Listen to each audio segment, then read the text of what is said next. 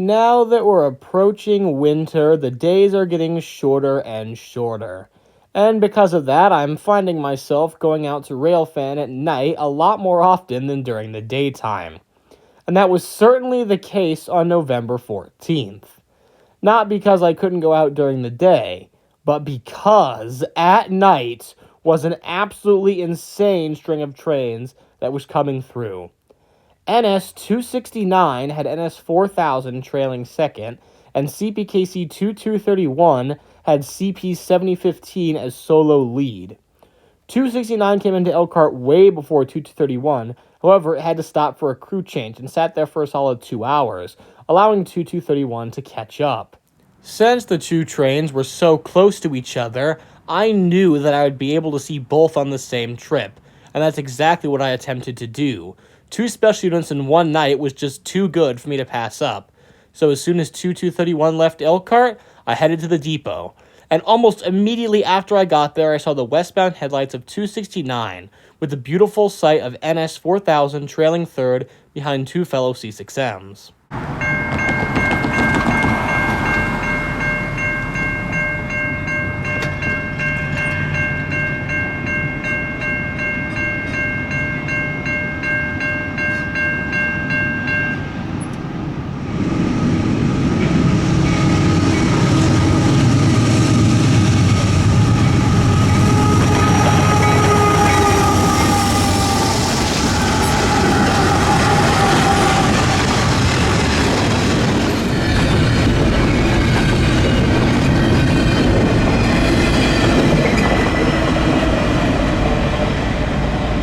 After that, we heard horns coming from an eastbound. I was absolutely terrified when I looked down and also saw westbound headlights, because I thought this westbound, which could be 2231, was gonna get blocked. Fortunately, it was going really fast, so it got there before the eastbound did. And by fast, I mean fast. The train was NS 29P, somewhat unusually led by a pair of BNSF H2-9s, and it absolutely flew through the crossing.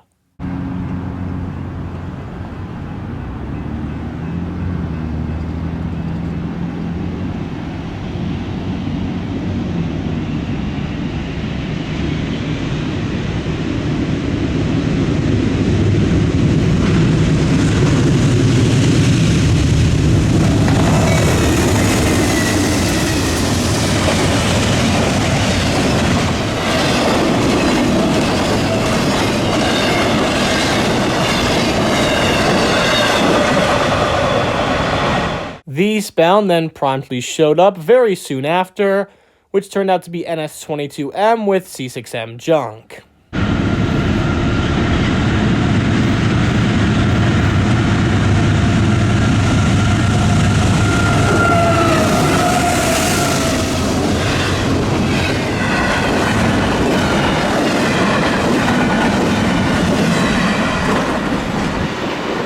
After that, the eastbound signal immediately turned green again, and it wasn't too long before we saw the lights of Norfolk Southern 20H approaching. An NS 20H with a very awesome surprise trailing fourth in the consist. NS Illinois Terminal Heritage Unit 1072, otherwise known as the Glowworm. Awesome to see this unit again.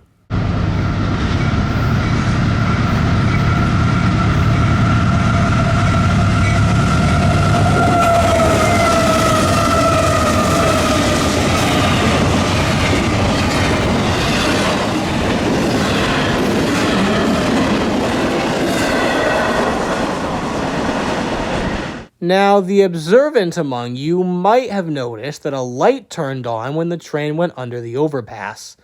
This was the light of the flashlight of my friend Laporte Railfan, who uses a flashlight to light up the trains he sees at night, and he turned it on to light up his shot of 1072.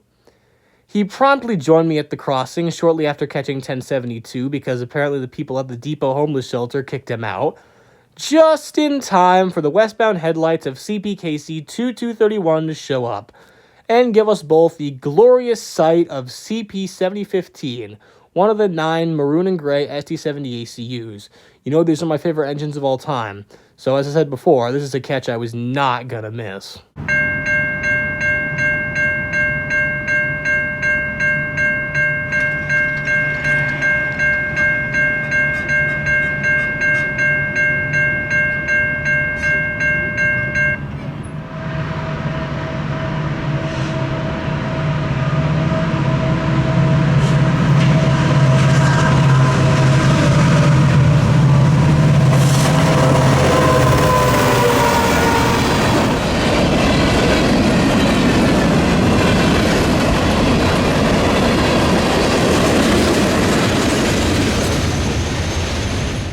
The very next day, I returned trackside, this time with my grandpa, and once again at night, although at the hospital spot. On this night, we were out to catch another Heritage unit, NS-8101. I was confident I would miss it. For context, go watch this video. But I was still going to try anyway. And well, I did miss it, but not in the way I was anticipating. Anyways, when we got there, we noticed the stopped tail end of an intermodal in LaPorte siding, which was pretty weird, but at least it gave us a great view of any eastbounds coming. And when we looked down, we saw green for an eastbound, and in due time, NS-264 showed up. With a BNSF power set? What? NS-264 normally just has Norfolk Southern power. It's not a transfer or anything. Seeing it with BNSF power was pretty crazy.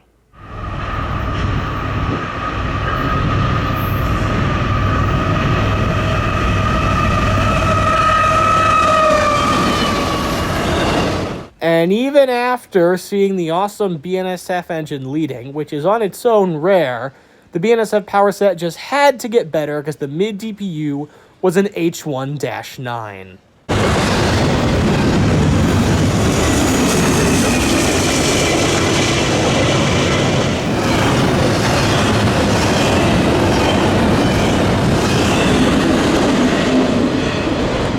To our disappointment, the next set of headlights we saw turned out to not be NS-277 with 8101, and it was another eastbound, NS-30Q, which is infamous for being the train that blocked the Lehigh Valley in this video. Anyways, enough of me promoting my other videos. The train was actually really good on this day, despite its infamous history, because it had an NS-9 trailing second, and a full DC lash-up, with a DC GEVO being the leader. Quite nice.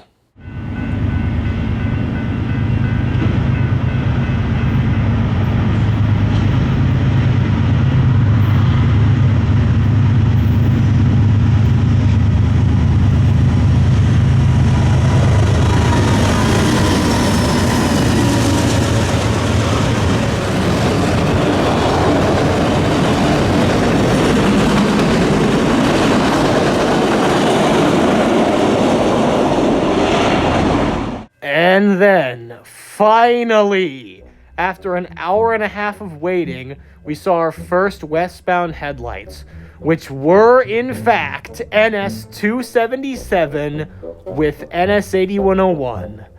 Finally, after 3 years of missing this thing, I could finally see it.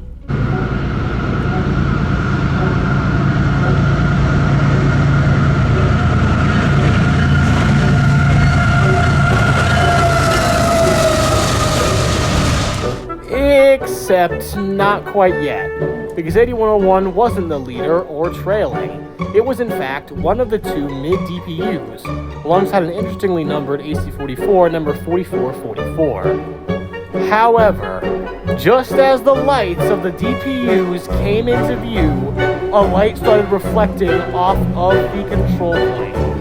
And that was when I realized I was screwed.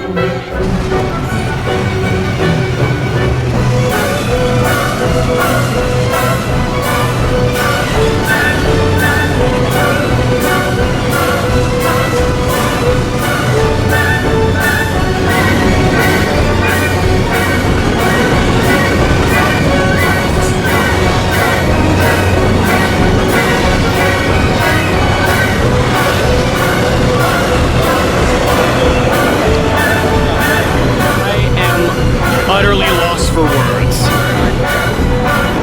Wow. The one way 8101 hasn't scammed me yet.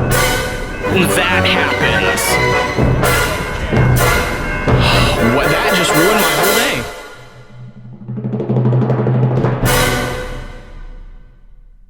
And with all that said, I hope you enjoyed this video.